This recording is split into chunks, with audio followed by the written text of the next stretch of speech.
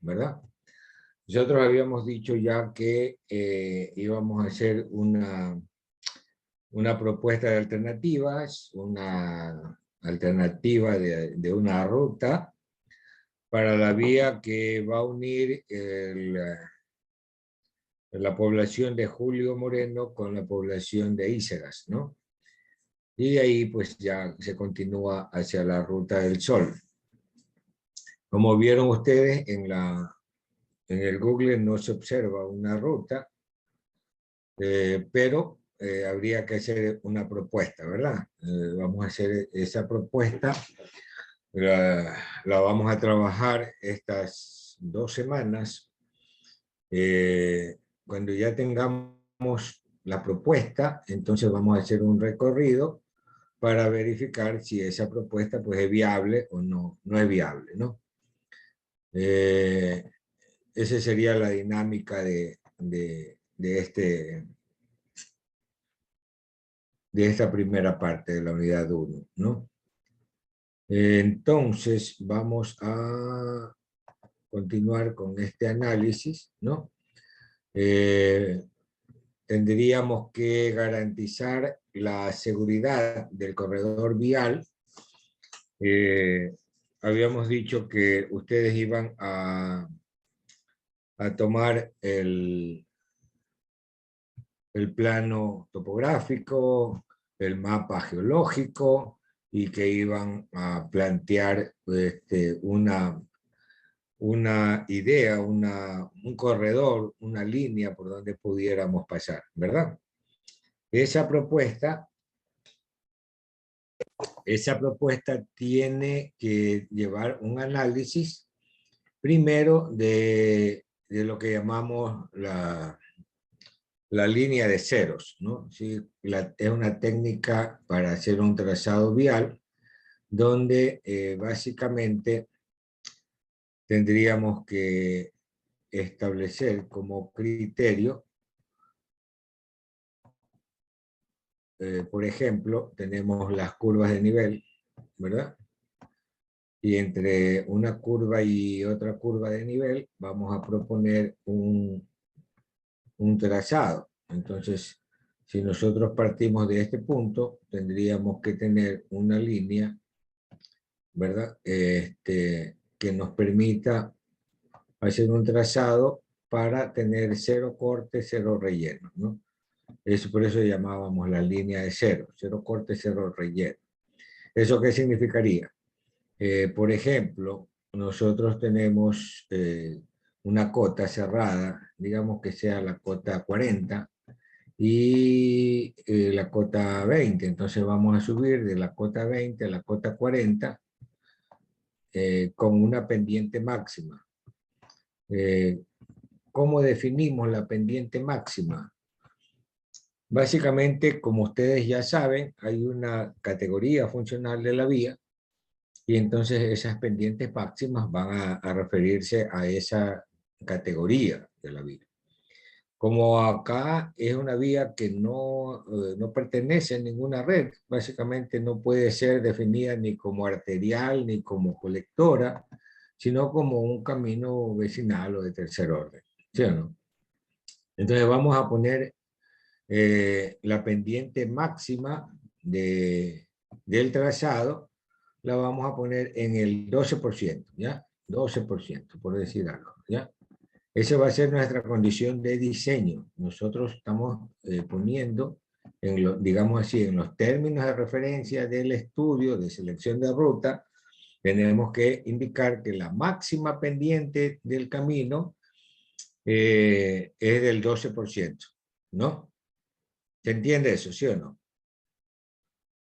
Ok, entonces si tengo 20 metros de desnivel, entonces la pendiente obviamente va a ser igual a la variación de nivel comparado con la longitud, ¿sí o no?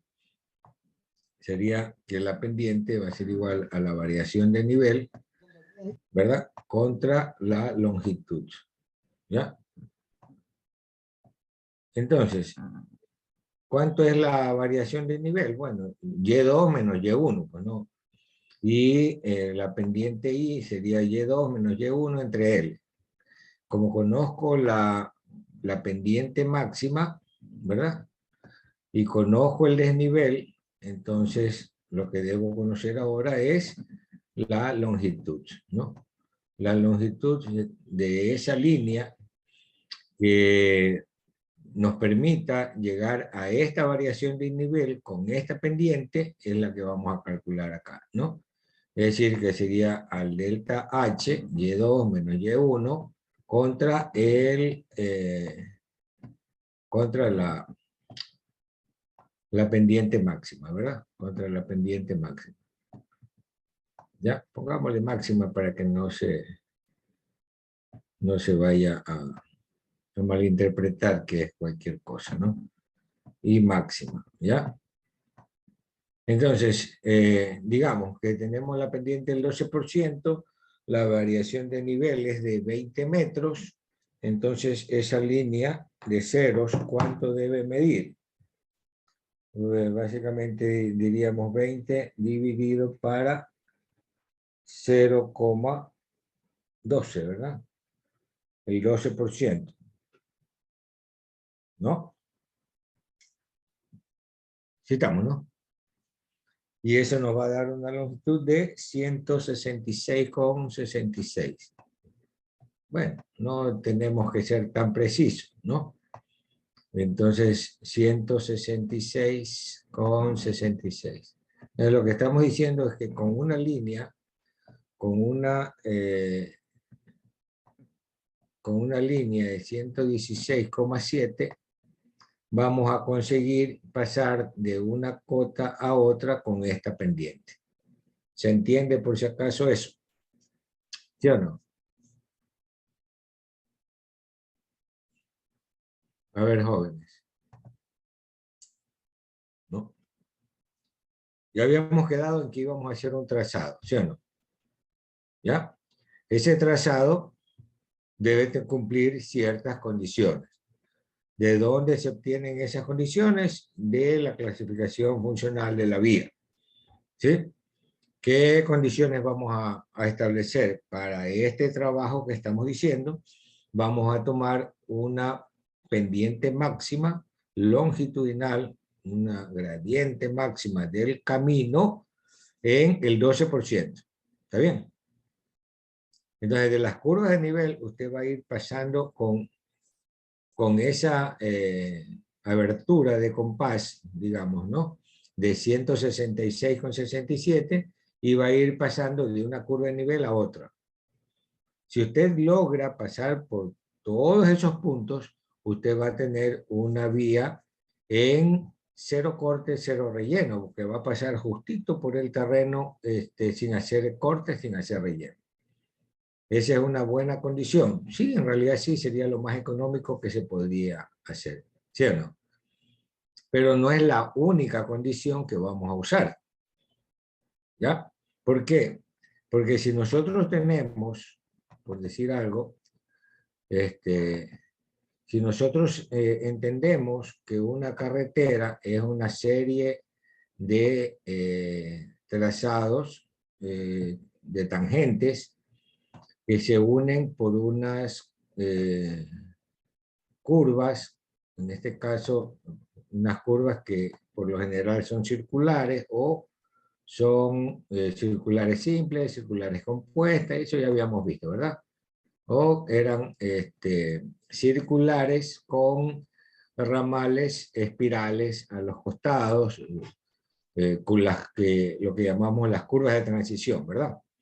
Pero bueno, ya esas curvas no nos interesan ahorita, solamente nos interesan es los PI, es decir, eso sí nos interesa, ¿ya?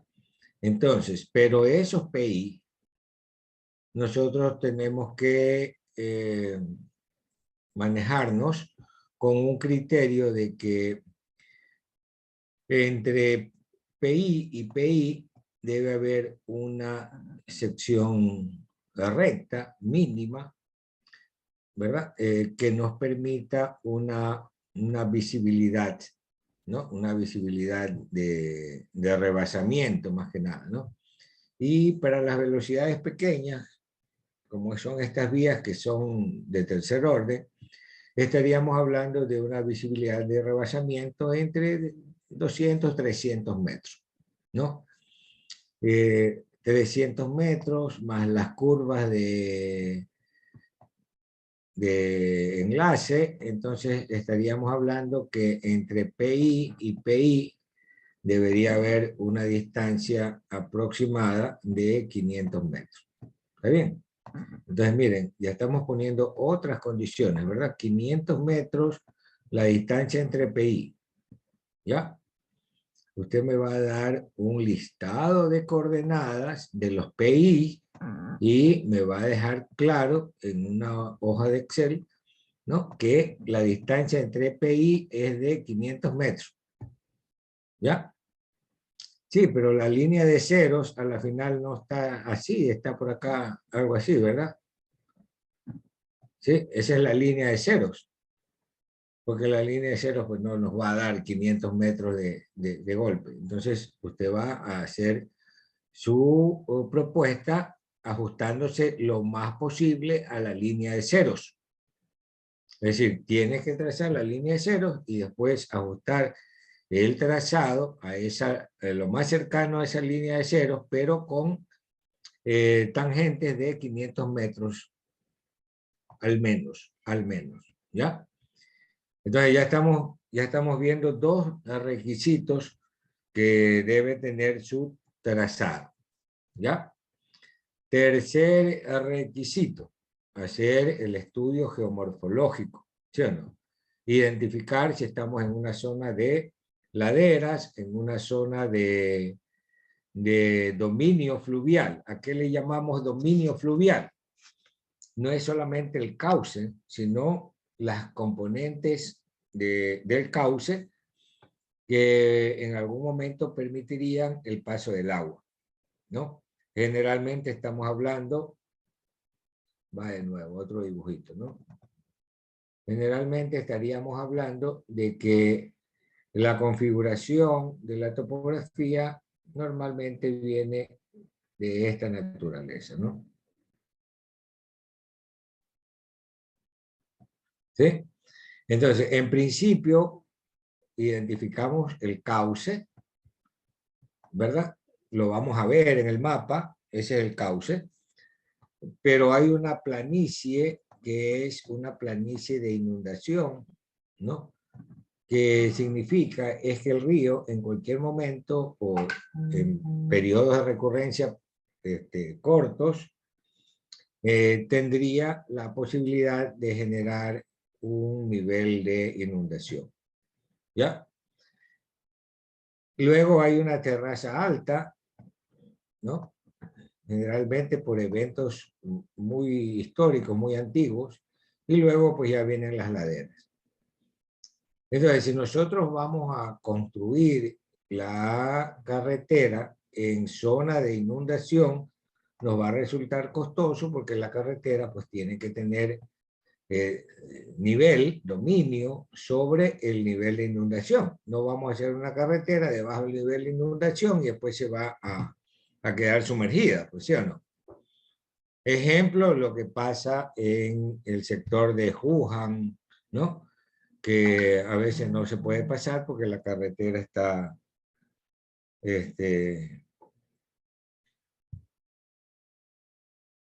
no está disponible, no está viable, no está transitable porque está inundada, ¿ya? Entonces es un error de diseño. Nosotros tenemos que identificar eso y no ponernos la vía en la planicie de inundación, ¿sí? En la terraza alta, sí, si ya no llega el agua hasta allá, pues está bien, ahí debería estar el nivel de la plataforma del camino, ¿sí? Luego habíamos visto el tema de los meandros, ¿verdad? Vimos que el mejor trazado, como ustedes ya identificaron, los POT, entonces vamos a ver los controles positivos y los controles negativos. ¿Cuáles son los puntos por los que no debería ir la vía cuando identificamos un control negativo? por qué puntos sería preferible que vaya la vía cuando interpretamos un control positivo. ¿Está bien? Hasta ahí estamos claros. ¿Alguna novedad hasta ahí? Algo que se les parezca que no está como para hacerlo. Ya deberían tener un avance, ¿verdad? Que lo vamos a ver después de las 9. ¿Ok?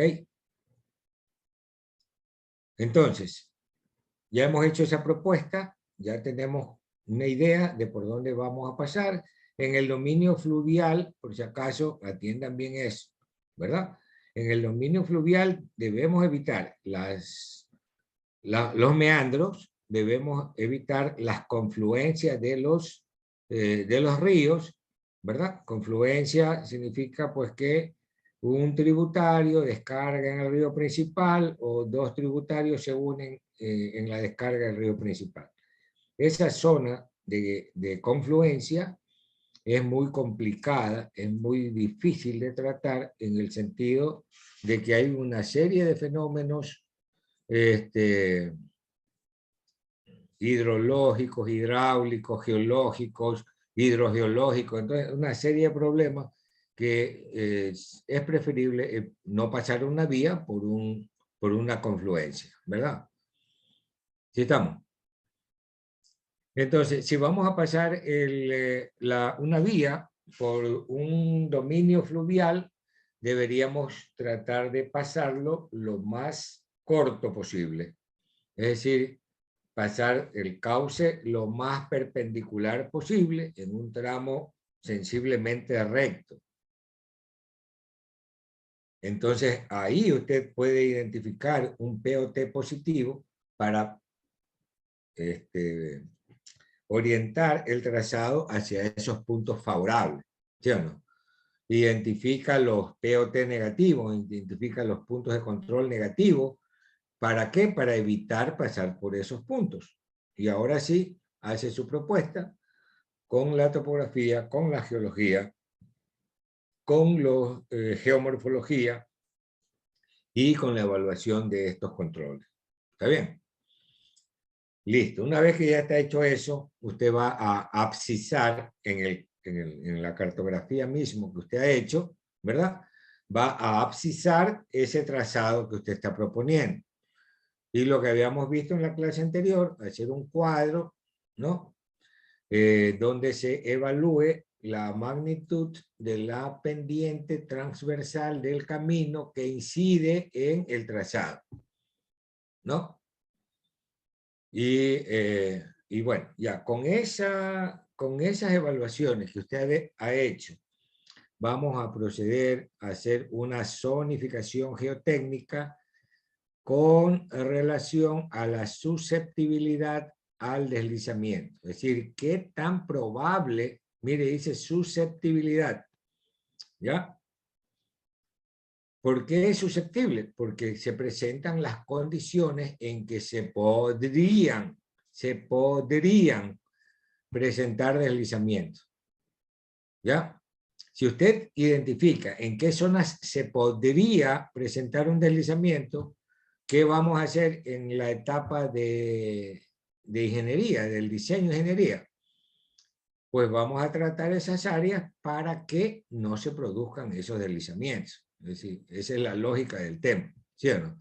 Si usted no evalúa esos sitios o esos sectores críticos en el trazado, entonces cuando esa propuesta pasa a ser alternativa óptima y necesitamos ya ponerle todos los elementos del trazado, entonces se le puede pasar por alto ese detalle de la alta susceptibilidad al deslizamiento.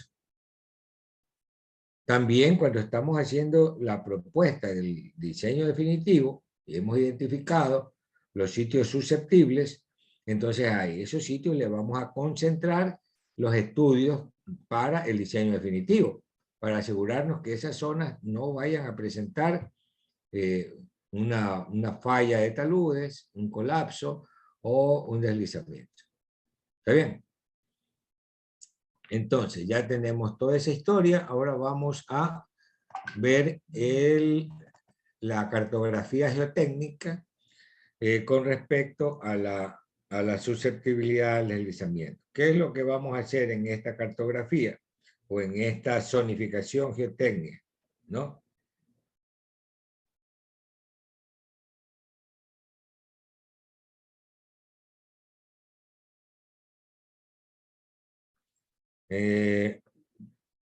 A ver, entonces, decíamos, a ver, alguien está por aquí, esta susceptibilidad al deslizamiento, vamos a utilizar un método. El método es propuesto por un ingeniero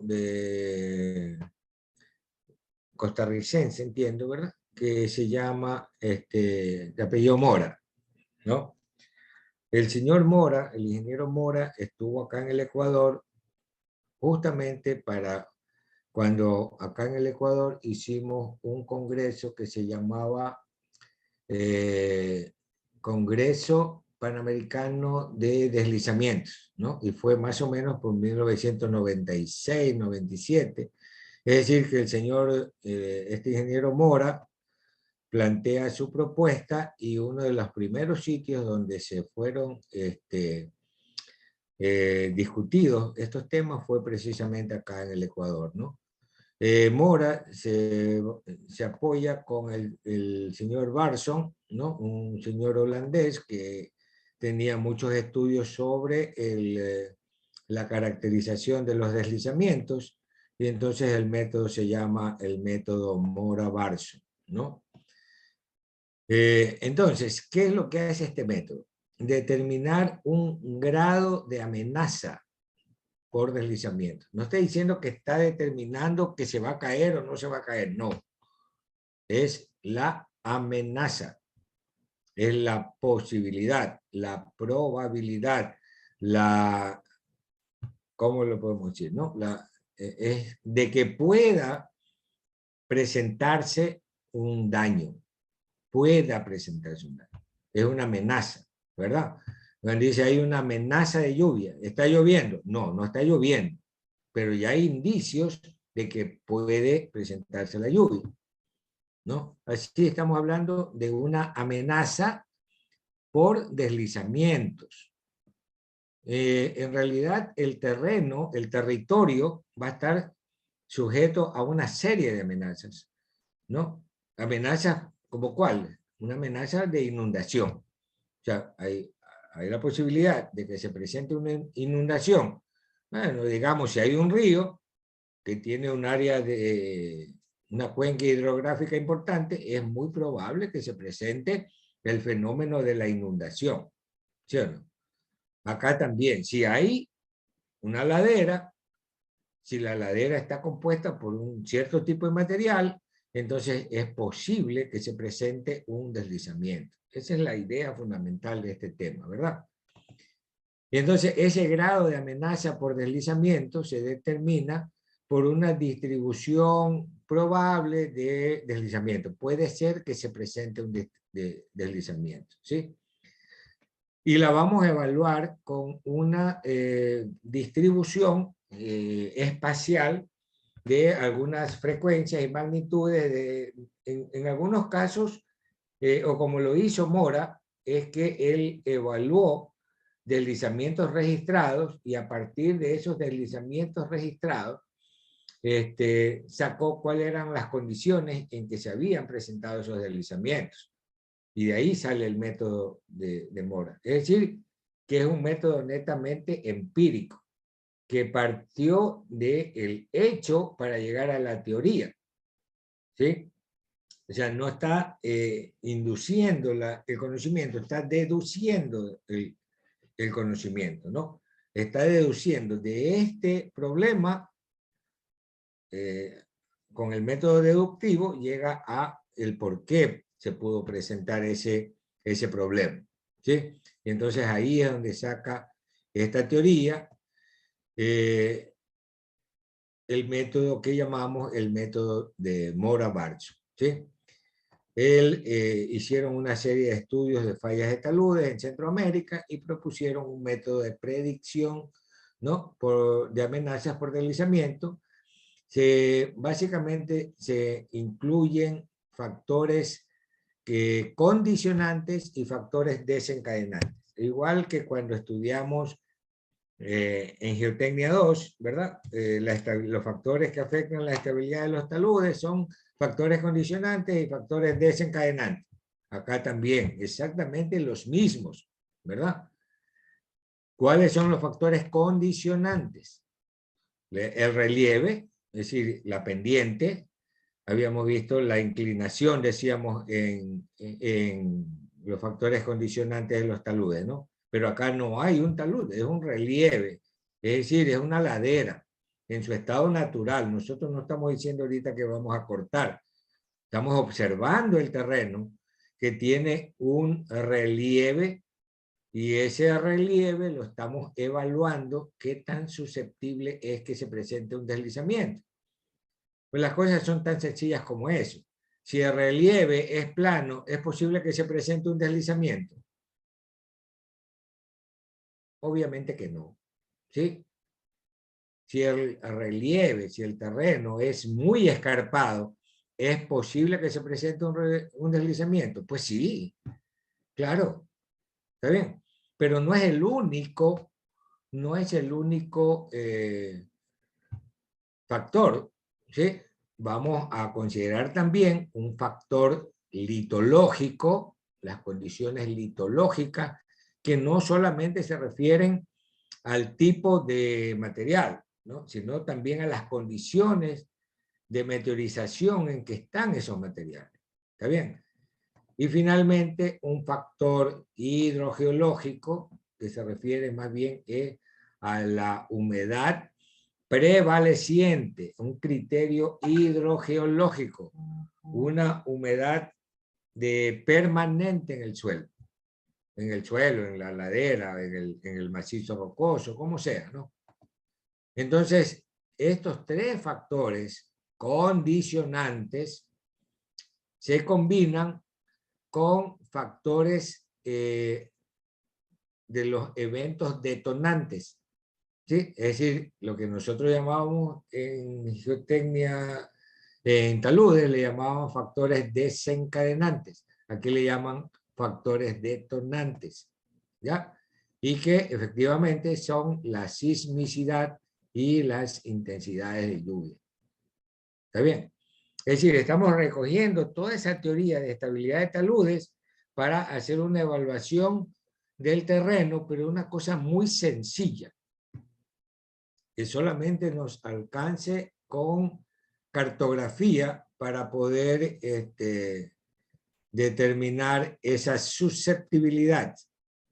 A ver, el joven Villasís, usted levantó la mano.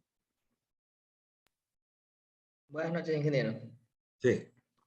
Una consulta, igual como hacemos en geotecnia, aquí también se diseña analizando la condición más crítica.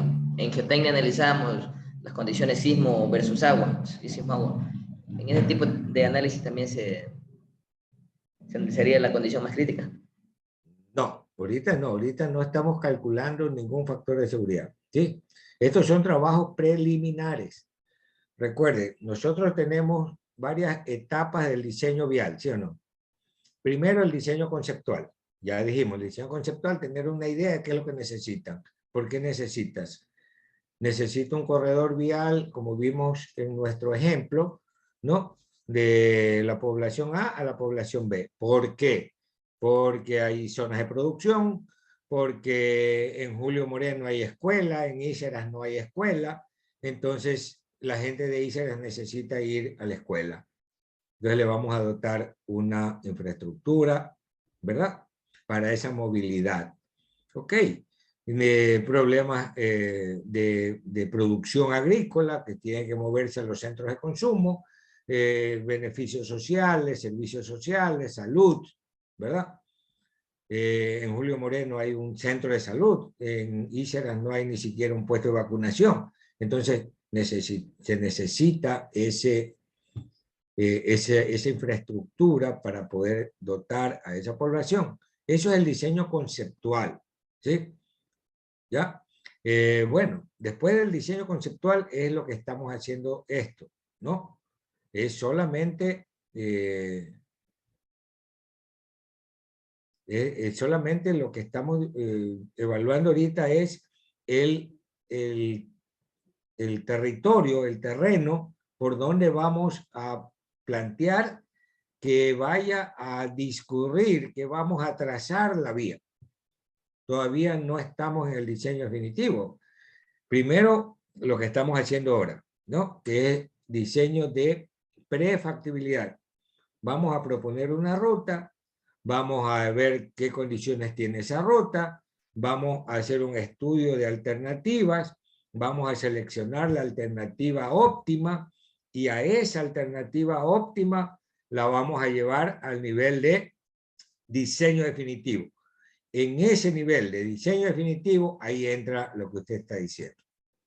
¿Sí? Estabilidad de taludes, ¿no? Pero ¿para qué me voy a meter yo en estabilidad de taludes? ¿Verdad? Si ya evaluando el territorio, yo ya identifico zonas muy complicadas, ¿verdad? Que tienen esa susceptibilidad a tener una falla, y yo cambio el trazado para una zona de mejor estabilidad. ¿Ya? No he calculado nada, pero ya tengo indicios de que ahí voy a tener problemas. Entonces mejor me voy por otro lado. ¿Ya? Hoy si usted dice, no, es que ya tengo que ir por ahí porque es la mejor opción, entonces, ok, listo. Cuando vayas a hacer tu diseño definitivo, ponle en cuenta que ese sitio va a tener problemas. Entonces tienes que hacer más calicatas, más perforaciones, calcular, como usted bien dice, ¿no? Los taludes en las peores condiciones de alta probabilidad o que sean factibles que se presenten durante la vida útil del talud. ¿Sí? Pero eso es para el diseño definitivo. Ahorita estamos haciendo una evaluación preliminar, que aunque siendo preliminar, tiene toda una metodología que hay que desarrollar. ¿Estamos? Hay un comentario que dice, es decir, la vía tendría un impacto socioeconómico positivo en la comunidad. Sí. Sí. Esa es una de las premisas de hacer infraestructura. Nosotros hacemos, a ver, primero nosotros somos ingenieros, porque estamos en la capacidad de diseñar y construir y mantener obras, ¿no? En este caso, infraestructura. Infraestructura para el desarrollo. ¿Qué comprende la infraestructura para el desarrollo? Si el desarrollo es agrícola, entonces comprende sistemas de riego, estaciones de bombeo, canales de conducción, ¿sí? Infraestructura para el desarrollo, para la producción. ¿Ok? Si estamos hablando de un centro poblado, ¿qué necesitamos? Viviendas. Entonces diseñamos y construimos las edificaciones. ¿Ok? Pero haciendo eso, a la final nos falta algo. ¿Qué cosa? La movilidad de las personas, la movilidad de las mercancías, ¿no? Llevar la producción de un sitio a un sitio donde lo vayan a consumir, ¿no? No se van a comer todas las papas que siembran en un sitio, van a haber otras personas que necesiten papas y entonces tienen que llevarle las papas para allá. Y del otro lado que cultivan verde, entonces necesitan llevar los verdes a la otra parte donde la gente consuma esos verdes. Entonces se necesita esa infraestructura de conectividad, de movilidad de cargas y de personas, ¿verdad? Y entonces esa infraestructura cumple los 3 criterios del desarrollo sostenible. ¿Sí? Primero, desarrollo económico. Necesitamos ganar dinero, necesitamos tener un ingreso. Es decir, producir y llevar la producción a los centros de consumo. Listo. Necesitamos un desarrollo social.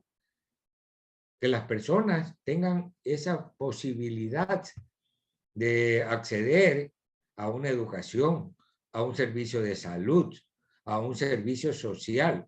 Entonces, ¿cómo accede si generalmente los centros de consumo son los que también son centros de servicio?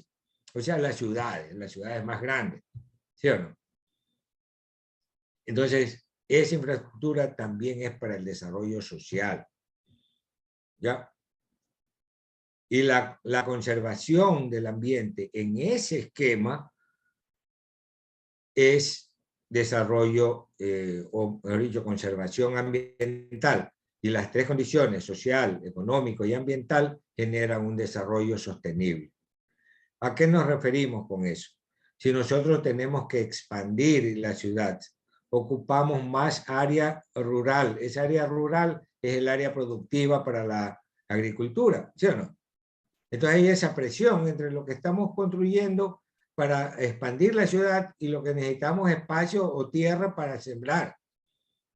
¿Ok? Entonces, una idea es ya que no se expandan en horizontal, expándanse en vertical, váyanse para arriba, hagan casas de 3, 4, 5 pisos, ¿no? Por eso los grandes centros poblados tienen los edificios, tienen hasta los rascacielos. Ya Guayaquil tiene un rascacielos, ¿no? O va a tener un rascacielos. Hasta ahorita tiene solamente edificios altos. Entonces siempre va a haber eso. ¿Cómo vamos a considerar esta idea de que la infraestructura tiene un impacto positivo?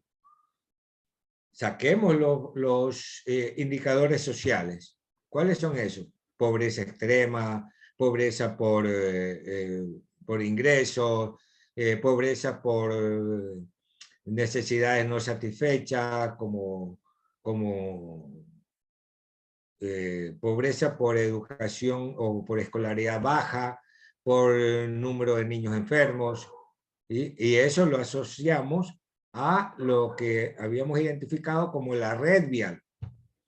Entonces, si usted tiene una red vial bien estructurada, donde todos los sitios de todas las poblaciones del territorio estén bien conectadas, seguramente va a tener esos índices de pobreza más bajos de las zonas donde está muy aislada. ¿Sí me explico? Entonces, eso es lo que nos va a llevar a nosotros, como ingenieros, como planificadores del territorio, a decir, aquí se necesita una carretera. ¿Sí? Porque no es solamente construir una carretera o rehabilitar una carretera, ¿no? O darle mantenimiento a la carretera. También hay que pensar dónde necesitamos más carretera, pero no porque queremos gastar el dinero, sino porque necesitamos incorporar más zonas a la producción, incorporar más personas a los servicios de salud, de educación. Por eso que hacemos las carreteras. ¿Sí estamos?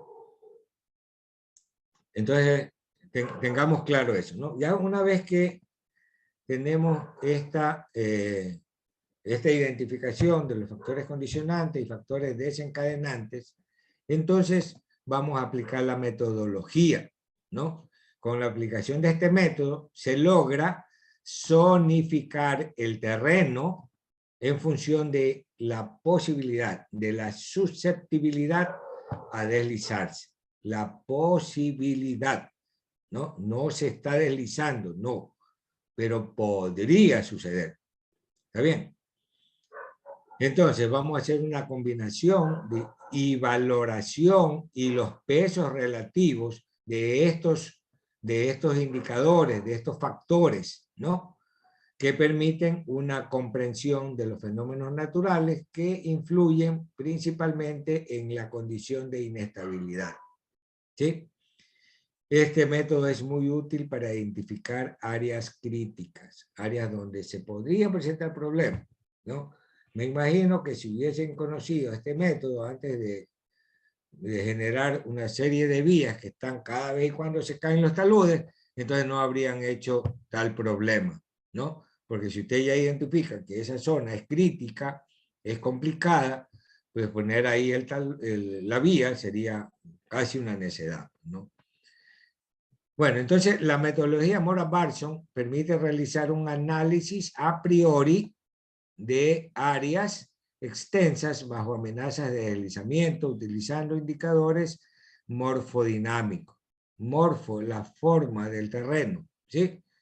Y dinámico porque está tomando en cuenta fenómenos dinámicos como el sismo, como la lluvia, que no es una cosa que es estática, sino que se va presentando periódicamente. ¿Está bien? Entonces, esta metodología resulta apropiada para su aplicación debido a que requiere pocas variables y su aplicación es relativamente sencilla. Por eso la adoptamos nosotros, ¿verdad? No hay una ley que me obligue a aplicar este método, ¿sí? Este método nosotros lo hemos aplicado con mucho éxito, digamos así, ¿no? En el desarrollo profesional de algunos proyectos. Incluso hubo un proyecto bueno, había una sociedad de ingenieros geotécnicos que se llamaba CEMSIR y esta institución pues hizo en convenio con el municipio, aplicó este método para identificar las zonas susceptibles a deslizamiento en toda la ciudad de Guayaquil. Entonces es un método que básicamente está bien afianzado en la técnica y se lo ha probado y se lo ha calibrado bastante bien, ¿no? Entonces, los parámetros que se van a utilizar pues son sencillos, ¿no? Se lo puede identificar con una visita de campo, se lo puede ajustar cualquier variación que querramos respecto a la valoración que queremos hacer del territorio, ¿no? Trabajo de gabinete, obviamente con el mapeo, con la cartografía es suficiente para hacer las principales. Lo que no vamos a poder ver aquí es, por ejemplo, la condición de la geología. Es decir, dice rocas ígneas, sí, pero dice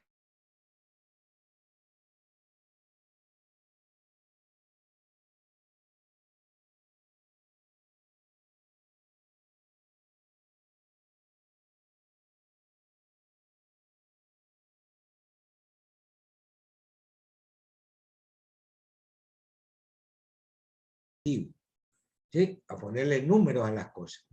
Pero acá no estamos evaluando, no llegamos a un número, llegamos a una representación de la calidad del terreno o de la condición del terreno. ¿Ya? Aunque hagamos esa evaluación con números. Vamos a hacer un proceso cuantitativo para llegar a una representación cualitativa. ¿Sí?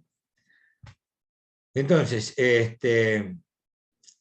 estamos evaluando entonces una representación de la amenaza, pero no la amenaza misma. Es decir, yo le estoy diciendo que podría presentarse el fenómeno, pero no es que ya se va a estar. Mañana se presenta ese fenómeno, no. ¿Sí? Podría presentarse en algún momento, ¿ya? Y ante esa posibilidad es que tenemos que intervenir como ingenieros para identificar el escenario crítico de falla en el diseño de los taludes, pero como ya dijimos, eso es en el proceso de diseño definitivo, ¿ya? Este estudio preliminar vamos a plantear, ¿verdad? Una ladera o un macizo rocoso con una litología determinada, con un cierto grado de humedad prevaleciente y con una cierta pendiente. Con esas cosas se alcanza un cierto grado de susceptibilidad con los factores condicionantes, ¿no? Con esas condiciones que ya están dadas, factores externos como la sismicidad y la intensidad actúan como factores desencadenantes o factores de disparo que perturban el equilibrio y a veces es precario y entonces se produce el deslizamiento. Numéricamente vamos a establecer esta ecuación, ¿sí? El grado de susceptibilidad al deslizamiento es el producto de los elementos pasivos y de los factores de disparo. En otras palabras, ¿no? Es factores condicionantes y factores desencadenantes, ¿no? El S es de susceptibilidad, ¿no? De susceptible, y el T es de disparo, ¿no? En inglés, tiring es disparar, ¿no? Disparar. Entonces, el índice de peligrosidad va a ser un número, tiene esta susceptibilidad al deslizamiento por un índice relativo a la pendiente del terreno. Como dijimos, si el terreno es plano, entonces ¿cuándo se va a deslizar? Más o menos nunca, ¿verdad? Pero si es subvertical o tiende a ser vertical, es muy probable que se presente ese deslizamiento. El índice relativo a la litología. Es decir, si el material es fuerte, no se va a deslizar. Si el material es débil, sí se puede deslizar, ¿verdad? Y por último, el índice relativo a la humedad del suelo. Si tenemos agua en la masa, es muy probable que haya supresión, que haya presión de poros, y entonces el comportamiento va a ser más precario. Si no hay agua, seguramente no tendríamos ese inconveniente, ¿verdad? Pero ¿cómo se puede dar eso? Que esa agua, el agua que estamos analizando, sea un agua permanente en la masa. No sería como en el caso de los factores de disparo, ¿no? Donde tenemos el valor de influencia por la intensidad sísmica, ¿no? Y el factor de influencia por la intensidad de lluvia. Pero aquí hay un concepto muy importante para este término, ¿verdad? Este factor dice TS más TP, ¿verdad? El índice, la influencia por intensidad sísmica más la influencia por intensidad de lluvia. ¿Qué pasa ahí?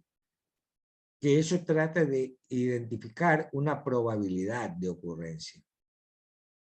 Son dos fenómenos aleatorios, ¿sí o no? No tiene nada que ver la sismicidad con la lluvia. Son dos fenómenos aleatorios. ¿Se entiende eso, verdad?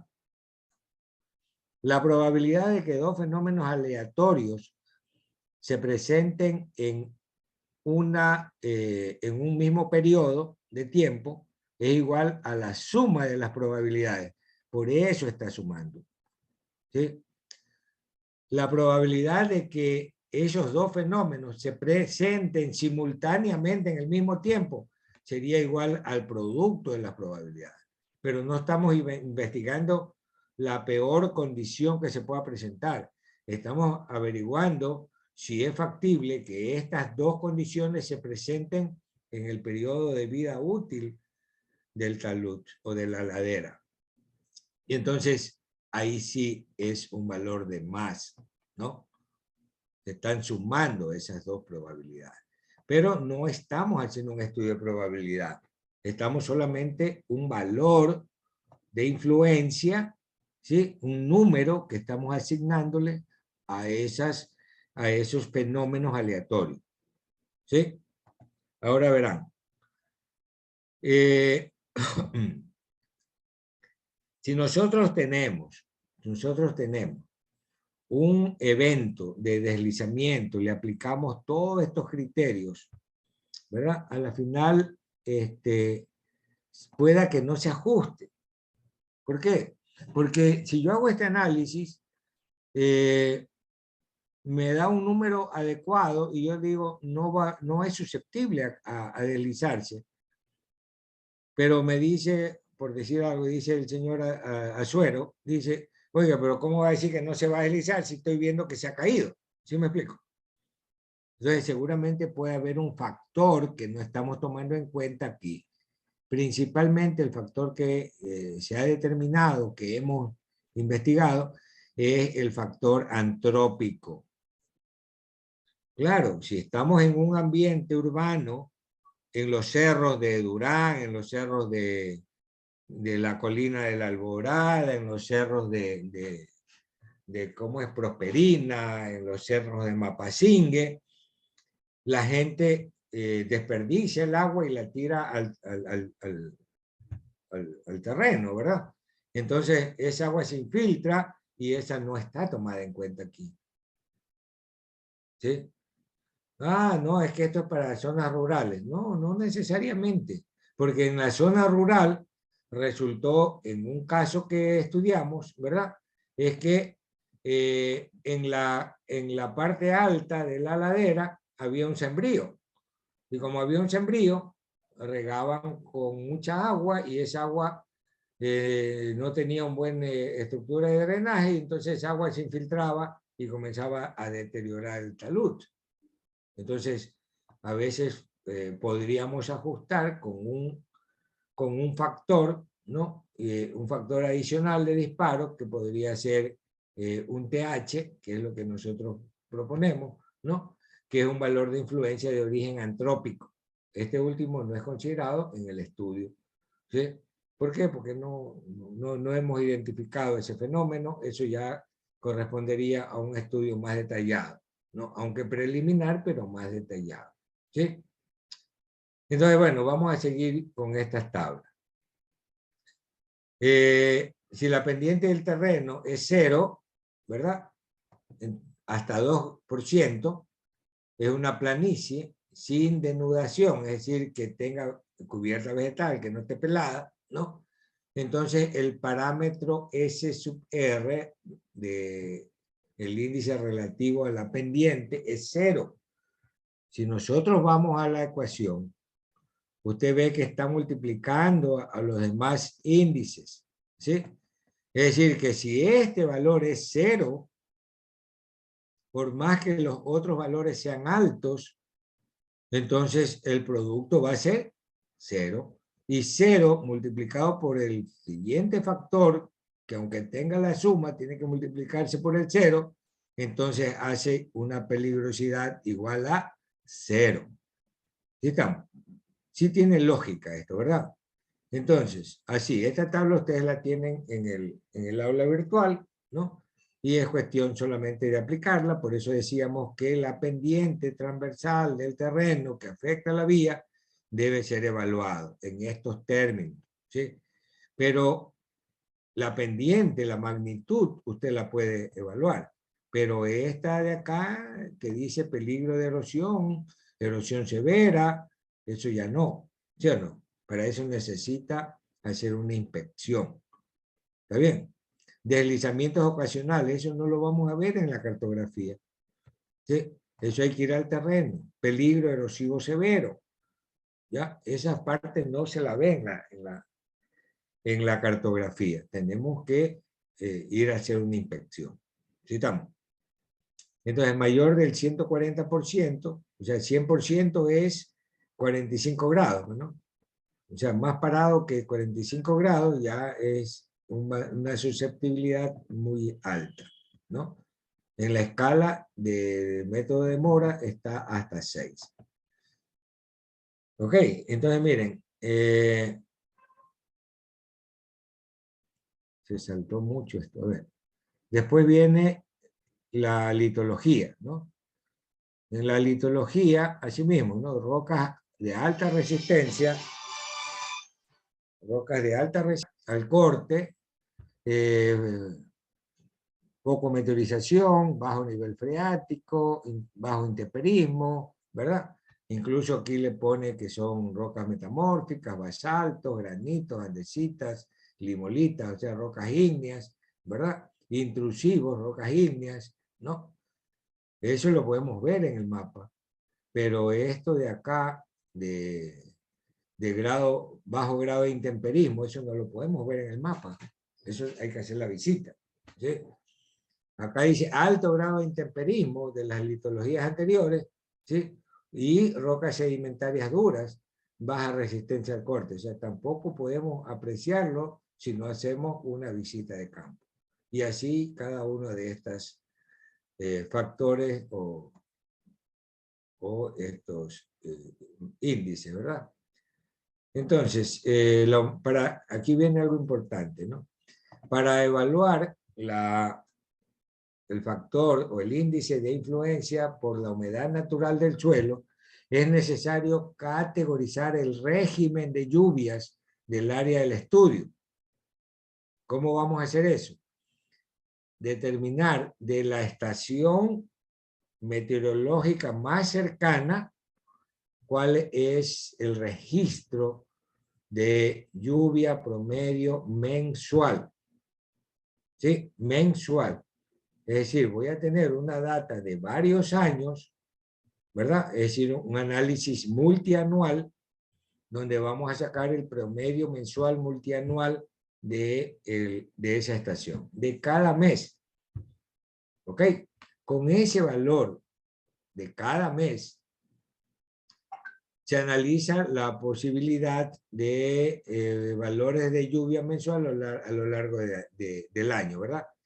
Con estas consideraciones llevan a la utilización de dos tablas de valores.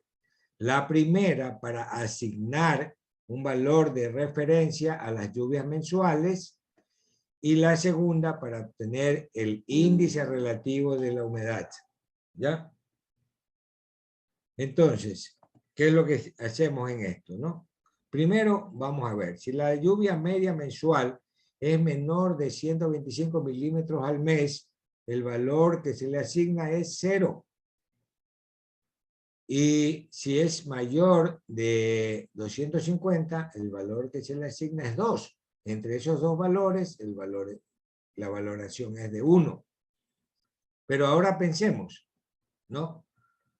0 asignado, es decir, lluvias de menor de 125, por 12 meses, 12 por 0 es 0, ¿verdad? Entonces el parámetro de humedad es 1. A ver, aquí no hay 0.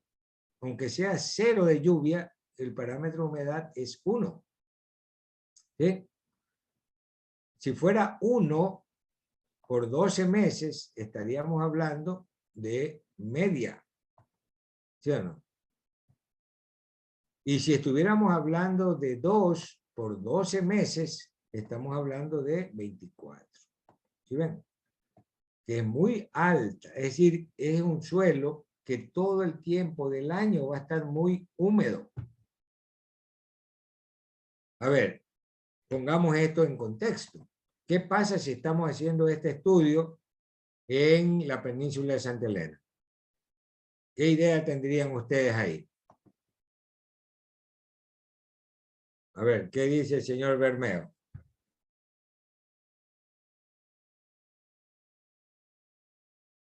En la península de Santa Elena, ¿es seco o es húmedo? Sería seco, ingeniero. Seco, ¿verdad?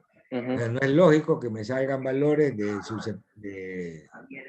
susceptibilidad por humedad altos, ¿sí? Ya tenemos la idea de que es Los un valores ambiente serían bajos. seco. Claro, deberían salir valores bajos. Pero si estamos haciendo el mismo estudio en el oriente ecuatoriano, entonces ahí tendríamos valores muy altos, ¿verdad? Claro, no podemos generalizar, por eso hacemos el Claro, estudio. sería de acuerdo a la zona en donde se está haciendo el estudio. Claro, de acuerdo al registro de lluvias mensuales. Es decir, nosotros ubicamos nuestro proyecto y vemos cuál es la estación meteorológica más cercana a nuestro proyecto y a esa le hacemos ese estudio estadístico del promedio de las lluvias en cada mes. Y luego, con ese promedio, le damos una tabla de 0, 1 o 2. Y luego sumamos todos los ceros, 1 y 2, para ver cuánto nos da a lo largo del año. Y de ahí le asignamos el valor de susceptibilidad. ¿Sí estamos? Entonces,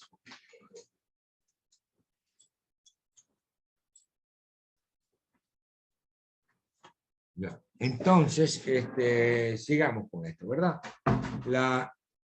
Entendido esto, ¿verdad? Ya tenemos prácticamente los 3 factores de susceptibilidad, ¿no? Susceptibilidad por relieve, susceptibilidad por la litología y susceptibilidad por la humedad prevaleciente, ¿no? Humedad permanente en la masa, ¿verdad?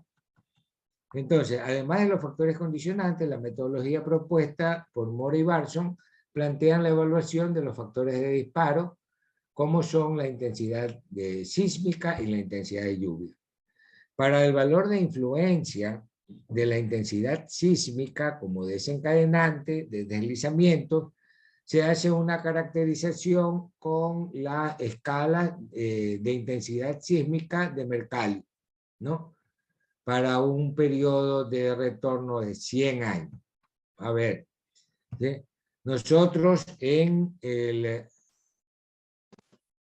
bueno, le vamos a poner el término T sub S, influencia del disparo por sismo, ¿verdad? Con base a una escala de Mercalli. Pero también la podemos hacer con base en la aceleración provocada por el sismo, que eso para nosotros es mucho más sencillo porque tenemos un mapa en la norma NEC, ¿verdad? Tenemos un mapa de susceptibilidad, un mapa de zonas sísmicas, ¿no? En ese mapa vamos a ubicar nuestro proyecto y en función de la aceleración pico, ¿verdad? 560 gales son 0,56, ¿no? De gravedad, cuidado, ¿no? Entonces, a ver, vamos a mirar, creo, el mapa de... Vamos a ver el mapa de la norma NEC. Deme un minuto y lo ponemos como NEC.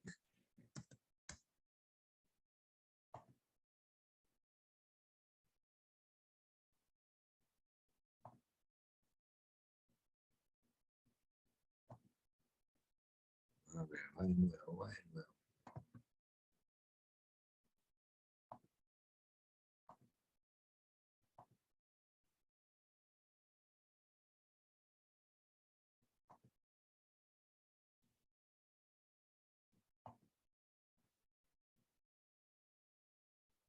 Ya. Entonces, nosotros en la norma NEC tenemos el capítulo de peligro sísmico y requisitos del diseño sismo resistente, y en este capítulo, ¿verdad? Vamos a tener un mapa, precisamente el mapa número 1, ¿no? Donde se establece este mapa, ¿no? Mapa para diseño sísmico. Algunos le llamamos mapa de peligro sísmico, ¿no? ¿Qué es lo que nos dice? Que la aceleración de la gravedad, la aceleración sísmica, varía desde 150 gales hasta 500 gales, ¿no? Es decir, 0,15 de gravedad hasta 0,50 de gravedad.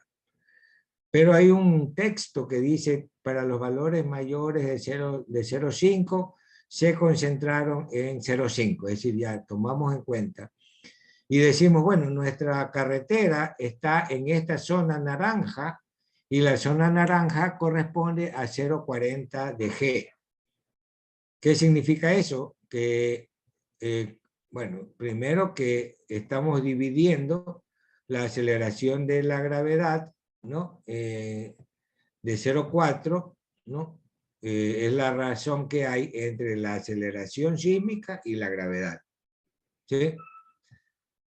Es decir, que si queremos sacar la aceleración real, tendríamos que multiplicar 0,4 por gravedad, por 9,81. ¿Sí? Pero más importante que eso, como número, es que en el Ecuador, estamos viendo acá, que lo más barato, lo más bajo es 15 centésimas de gravedad. 0,15, ¿verdad? 150 gales. No hay valores menores. ¿Por qué? Porque el Ecuador vive en el cinturón de fuego del Pacífico y entonces no hay valores menores que 0,15 dG. Eso transformado al español, como decíamos en algunos casos, ¿no? ¿De dónde se me fue? Transformados al español significa es que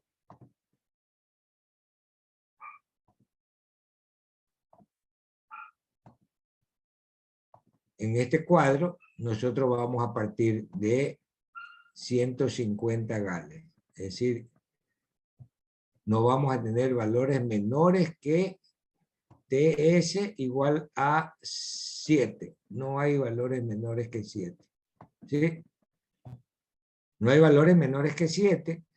En la costa tendríamos 9 y en el oriente, donde vimos en el mapa color verde, tendríamos como mínimo 150 gales, es decir, 7. ¿No? 150 gales está aquí, pues entre 140 y 200. ¿Ya? Entonces, esos son los 3 únicos valores que se aplican para el Ecuador. Recuerden que esta metodología fue hecha para aplicación en todas partes. ¿Ya? Ahora, cuando estamos hablando de el factor de desencadenante, el factor de disparo de lluvias intensas, ¿verdad? Es una lluvia muy fuerte que se presenta en un solo día, ¿no? Entonces, por eso es que vamos a caracterizar el factor de disparo por lluvia, ¿verdad? Con la precipitación máxima de 24 horas que tenga un periodo de retorno de 100 años. Ya eso no podemos sacarlo con registro, ya es un estudio estadístico de probabilidad de ocurrencia, ¿verdad? Pero que nosotros podemos utilizar el método del INAMI, el método de regionalización hidrológica, o como le llaman algunos, el método de zonas hidrológicamente homogéneas, para caracterizar la ecuación IDF, intensidad, duración y frecuencia, y obtener con esa ecuación la lluvia máxima de 24 horas con un periodo de retorno de 100 años.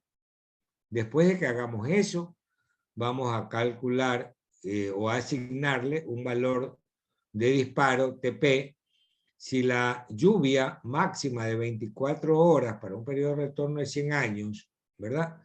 Es de 100 milímetros o menos, entonces el valor de disparo es 1.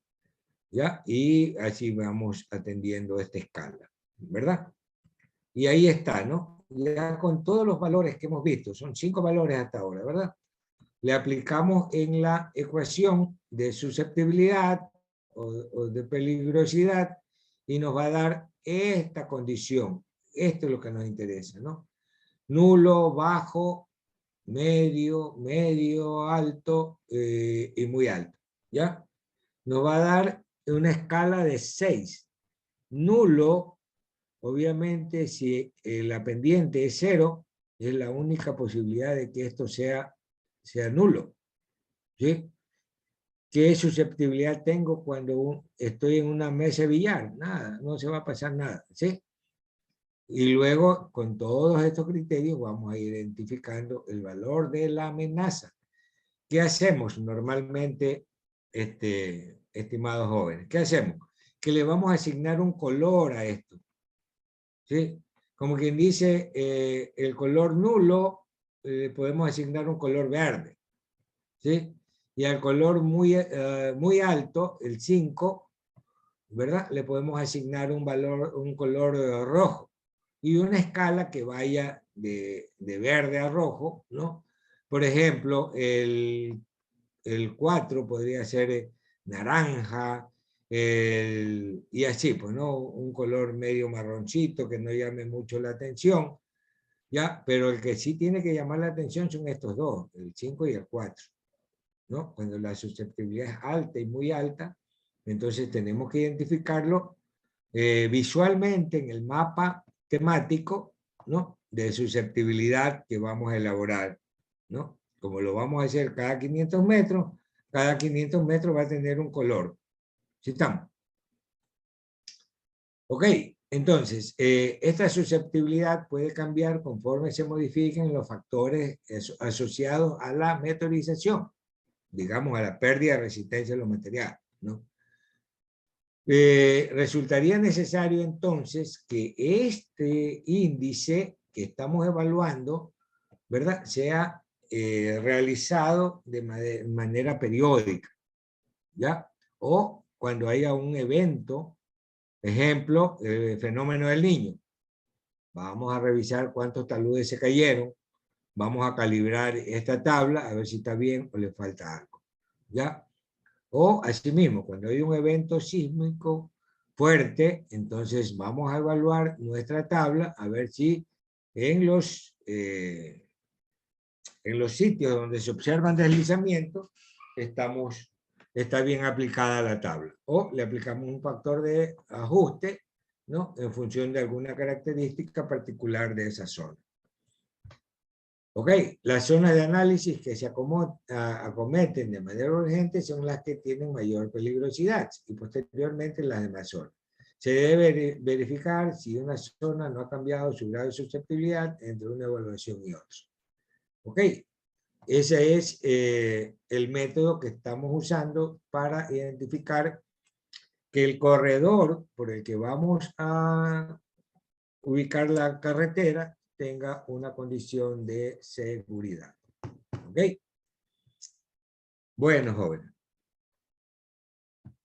Este documento ustedes lo tienen en el aula virtual, lo pueden revisar ahí, pero más importante que eso es que ya vayamos avanzando en el trabajo. Esta semana que viene, el día lunes y miércoles, deberíamos estar cerrando la propuesta para ver si el día sábado siguiente hacemos el recorrido de campo. Si no tenemos la propuesta, no tenemos nada que ir a hacer al campo. Dejemos claro eso, ¿verdad? Usted va al campo porque va a verificar su propuesta, ¿ya? O va a evaluar que esos datos que usted va a sacar, dice, grado de meteorización. ¿Cómo va a hacer eso si no lo ve? Si no hace la inspección, ¿ya? No, es que en el curso anterior no fueron al campo. Bueno, no fueron al campo porque no había la posibilidad de ir al campo. Ahora ya tenemos la posibilidad de ir al campo, entonces hagamos el trabajo como debe ser, ¿sí? ¿Se entiende? Recuerden que hay un componente del 33% ahora, ¿no?, que nos toca evaluar con esas actividades, ¿no? Una actividad de investigación, una actividad de trabajo de campo, de talleres, cosas así, ¿verdad? Entonces, ¿alguien tiene una propuesta ya para ver cómo se puede hacer el trazado de la vía? Por lo menos un plano de implantación, un plano topográfico, algo por ahí. ¿Algún grupo? Los grupos todavía no me han llegado, ni uno. Ya tienen los grupos asignados. Me lo pasan por el WhatsApp, ¿ya?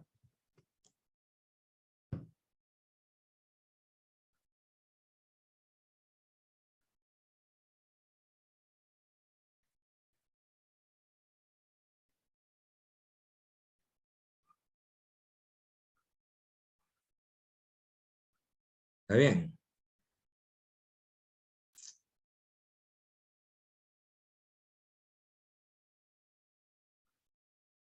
A ver, ¿alguien tiene avanzado algo, no?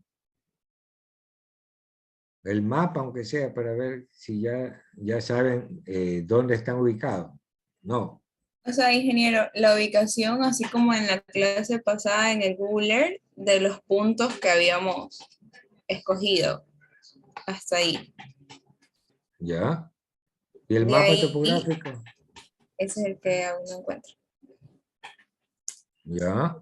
Y ahí necesitaríamos, si lo hago en GIS, así mismo el mapa, las vías y la población para poder definir.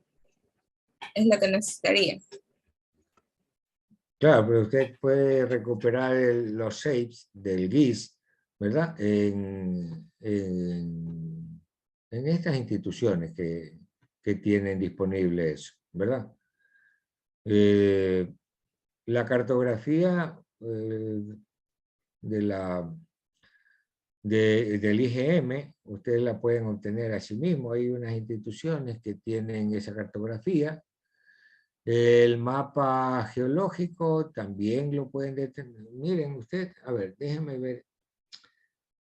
ver si... a ver, déjenme ver que no se vea ninguna cosa. Mire, si nosotros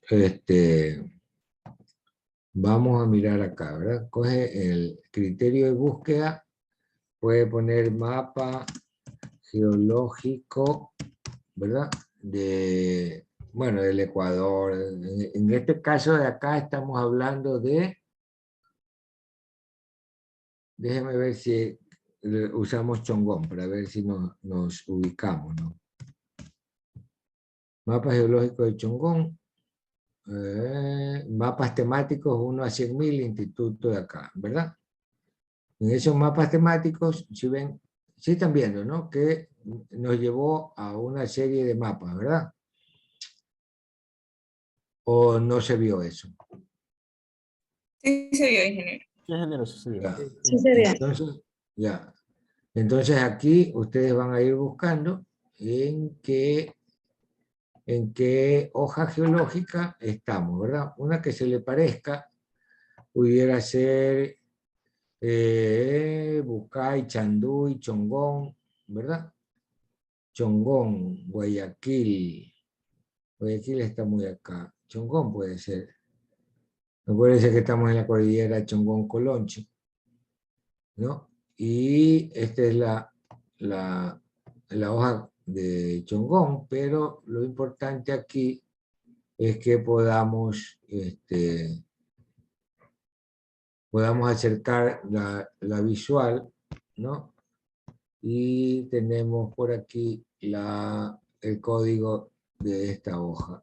A ver, aquí nos está diciendo, ¿verdad? Si nosotros, no sé, creo que no nos va a dar mucho, pero si no está aquí por coordenadas, está en la hoja de aquí al lado, ¿no? Esta hoja se llama, no sé si se llama Santa Elena, puede ser, ¿no? Veámoslo.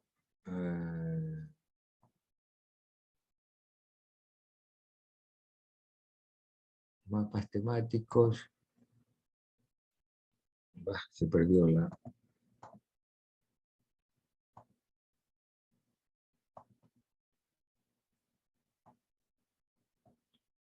Isla Puná. Déjenme ver si hay Santa Elena, Méndez, Puerto Bolívar.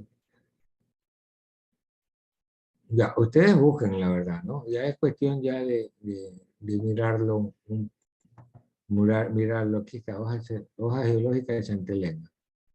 Ya, si no está en la una, está en la otra. Acuérdense que en el mapa, en la clave de acá, ¿sí? Si no está en esta de aquí, estaba en la de aquí al lado, ¿no?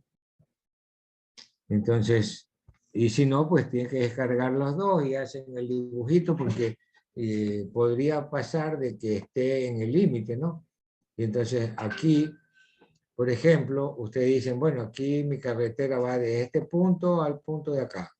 Y entonces está en una sola unidad geológica. O mi carretera va desde este punto, pasa por este, se va por el de aquí y llega acá. Entonces estoy pasando por 3 unidades geológicas. Y cada una de esas las describe conforme a lo que está indicado en el lado izquierdo. Aquí está toda la explicación de la hoja, ¿sí?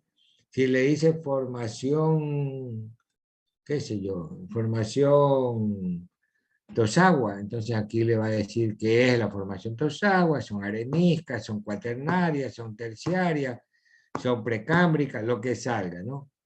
Lo que diga acá, pues es una verdadera investigación hecha por un instituto oficial, que es el Instituto Geológico de Geología y Minas del Ecuador. Entonces no podemos cuestionar mayormente eso, salvo que hagamos una inspección visual y podamos identificar, ¿no? Podamos identificar que no es esa la unidad geológica, sino que es otra, y entonces, bueno, eso tendríamos que establecerlo con una inspección. A ver, levantó la mano el señor Julio Gamboa, ¿no? ¿Qué pasó, don Julio? ¿Qué pasó? Cuéntenos. Ingeniero, buenas noches. Usted enseñó ahorita de ahí esos mapas. ¿Y de esos mapas podemos buscar o puede también ser de Geoportal? Porque estábamos buscando en Geoportal y ahí se hace como medio complicado, piden una serie de datos. ¿Ya? O sea, la pregunta es si de lo que usted mostró, de allí es que podemos buscar. A ver, la respuesta, ¿sabe cuál es? ¿Ah? Sí, ¿Cuál es? A ver, dígame usted mismo. donde se facilite para nosotros. Mire, usted es el ingeniero Gamboa. Le estoy encargando un trabajo, yo soy su cliente. ¿Sí? ¿Sí estamos? Yo ya no, o sea, usted a mí no me va a pedir, oye, ¿de dónde quiere que te lea ese ahí? No, usted busca la Ok, información, o compile la información, y aclare cualquier duda que tenga con esa información y nos entrega un producto. Yo ahorita yo soy su cliente, yo no soy no le voy a estar enseñando, ¿no? Ya como decíamos en algún momento, ya la profesora que le cogía la mano para hacer la letra, ya se acabó. ¿Sí? Ya ustedes son ingenieros, básicamente, y dijimos al inicio del curso, nos vamos a tratar como ingenieros. ¿Sí? Si usted me pregunta un detalle, ¿y cómo hago acá? ¿Y le pongo la coma aquí? ¿O quiere que le ponga punto seguido? No, eso ya no. ¿Sí o no? Los ideas, los criterios. Ah, no sabían que existía el método Mora-Barson. No, ya lo conocen. Ahora sí, aplíquelo en el proyecto que estamos haciendo, nada más. ¿Sí me explico? Pero no me va a decir, oiga, y entonces la línea de cero la hago con compás o la puedo hacer en AutoCAD. Ese es su problema. ¿Sí o no? Lo que tiene que hacer es presentarme una línea de ceros y luego presentarme una línea corregida con que las tangentes tengan más de 500 metros, ¿ok? Que las pendientes máximas de la vía estén, como dijimos ahora, máximo con el 12%, ¿sí? Y en base a eso, usted va a hacer un trazado preliminar en planta y en elevación, ¿ya? Pero para poder hacer eso, usted tiene que evaluar el terreno donde va a colocar su trazado. ¿Con cuáles aspectos? Topográficos, geológicos, geomorfológicos, ¿sí? Identificando qué cosa. Puntos positivos de control, puntos negativos de control, identificando cuál es el territorio fluvial donde deberíamos evitar implantar la carretera. No va a pasar por medio cauce, ¿verdad? Sería una locura que usted quiera poner una carretera en medio río, eso no va a poder, ¿ya? Entonces, esas cosas es las que tenemos que estudiar ahora.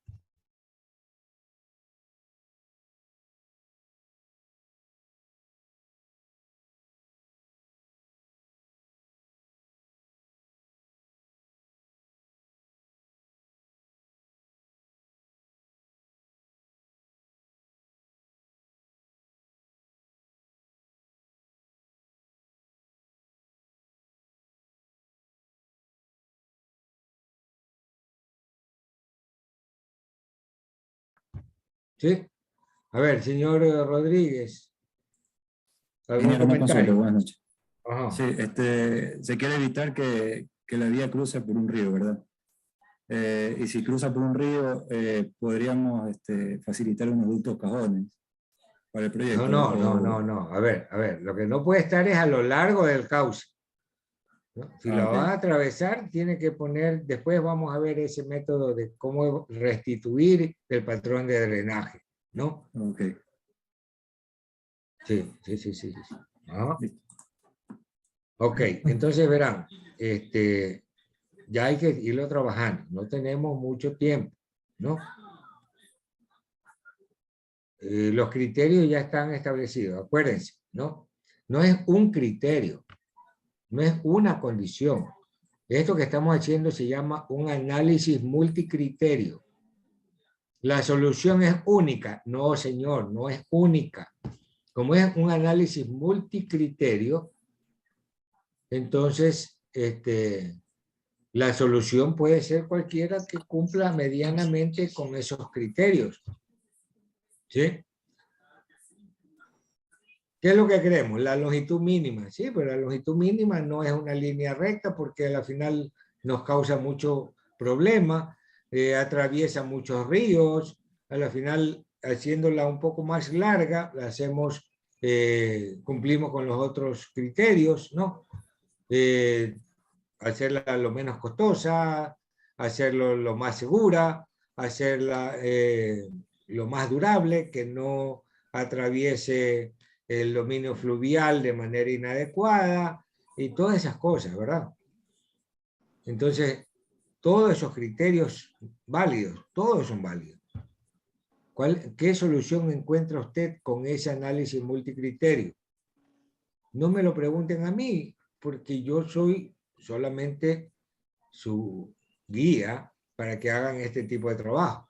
La solución que ustedes lleguen va a ser muy diferente para cada grupo, si es que en verdad lo hace cada cual. Y cada grupo va a tener su explicación. A ver, ¿yo por qué me voy hacia aguas arriba? Porque quiero hacer esto. ¿Por qué se va hacia aguas abajo? No, porque acá es mejor, el paso es más efectivo, chévere. ¿Por qué se va hacia la derecha? No, porque los materiales geológicos son muy turros del lado izquierdo y entonces me voy para la derecha. Ok, ¿alguna explicación tiene para la propuesta que van a hacer? ¿Sí me explico? Sí se entiende, ¿no?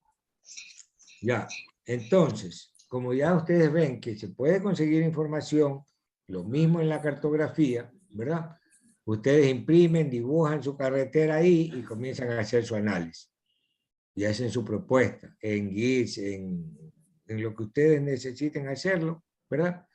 Pero tenemos que tener ya para la próxima semana, el día lunes, una propuesta. Sobre esa propuesta, como vimos hoy, ya podemos hacer una evaluación, que es la evaluación del método Mora-Barson para susceptibilidad al deslizamiento.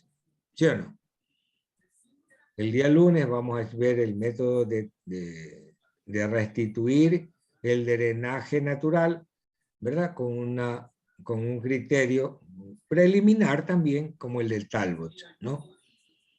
Y ahí vamos cerrando ya todos los aspectos del análisis multicriterio para hacer el estudio de alternativa. Preguntas, jóvenes. Ninguna. No, se quedaron dormidos, no les interesa, ¿qué es lo que pasa?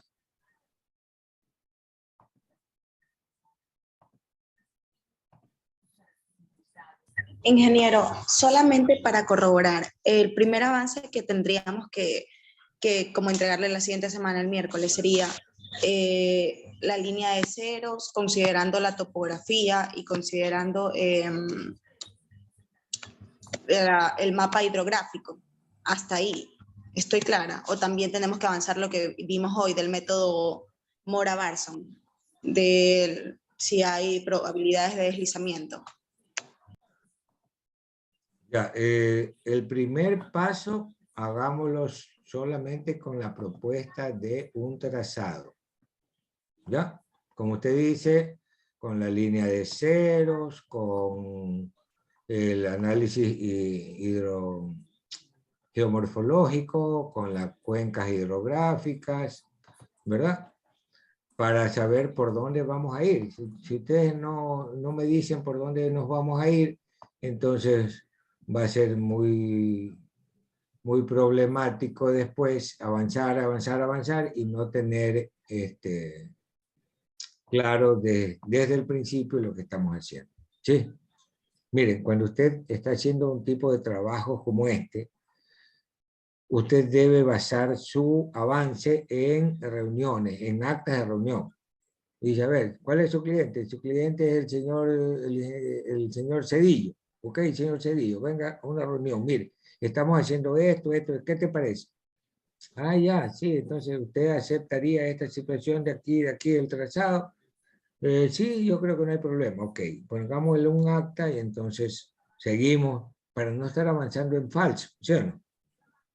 Entonces, así mismo es acá. Yo le voy a poner como la tarea es al final. Ahorita usted tiene que ir avanzando, ¿no? Presentar en esta clase cómo están haciendo su propuesta. ¿Ya? Cuando se acabe el tiempo, yo lo que hago es, con toda esa propuesta que ustedes han estado haciendo, poner una tarea que diga, la fecha de entrega es mañana y mañana. No, pero ingeniero, son las 10 de la noche. Es que no lo vas a hacer entre las 10 de la noche y la mañana. Usted ya lo ha venido trabajando todo este tiempo. ¿Sí me explico? Porque después vienen y me dicen, no es que no tenemos tiempo. ¿Cómo no tienen tiempo si tenían que estar trabajando poco a poco? Dígame, joven. Y usted no se va a revisar los avances, o sea, los avances van a ser calificados o la nota va a ser final con el proyecto. Mire, el curso anterior de que el avance sea calificado casi nos lleva a un montón de ceros. ¿Sí? ¿Sí estamos? Y si yo me pongo a calificar los avances, ahorita ya hubiésemos puesto un avance. ¿Cuántos han hecho siquiera la recopilación de información básica? Más o menos nadie. ¿Sí o no? Entonces, si yo le pongo una tarea para el próximo lunes que presente el trazado preliminar, a la final vamos a estar en cero. ¿Sí? Y si por algún motivo la señorita Delgado Ugalde, ¿verdad?, presenta un trabajo y no está bien, ¿qué tengo que hacer yo? Ponerle cero. ¿Sí o no? Y eso no queremos. Queremos es trabajarlo con ustedes. A ver, el señor, qué sé yo, el señor Paredes dice, a ver, este es el trazado de mi grupo. A ver, oye, no te vayas por ahí porque ahí hay un problema. Ah, ya, chévere, ya vamos a corregirlo, ¿no? Porque al final no están viendo ustedes todos los criterios y lo vamos a ir corrigiendo. Calificar eso significaría poner notas bajas y eso no está bien, ¿no? Cuando estamos en la presencial, ustedes llevan el mapa, lo rayamos, ¿verdad? Hasta le alamos las orejas, para esto ya lo explicamos 10 veces y ustedes no lo están haciendo, ¿ya? Ahora no se puede, pero pueden presentar, revisar el avance y corregir, ir corrigiendo, ir avanzando, ir avanzando. ¿Ok? Listo. Vamos a tomar la lista porque si no nos quedamos sin lista. Estamos 8 de junio, curso optativa 5 y tenemos señor Azuero. Presente, ingeniero.